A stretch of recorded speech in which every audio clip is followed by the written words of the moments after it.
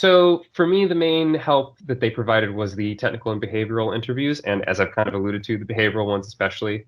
Um, and what I also appreciated is they gave very specific feedback, and they had very clearly defined roads to improvement. I found that they were so clear and precise in what they expected of me that didn't really have the need to reach out that much, but they were very emphatic that they were always available if needed.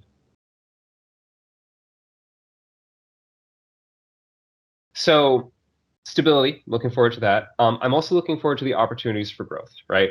Once a nerd, always a nerd. So I'm glad to know that the specific role I was trained for, which is test automation, being a test automation engineer in SDET, this is a high demand job in general.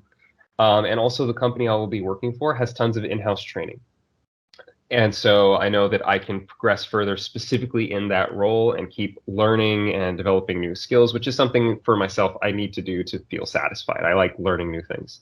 And I also know that more generally, if I decide at some point to switch to something else still within the realm of software development or programming related, that doing test automation is going to give me an incredibly solid and just a good foundation.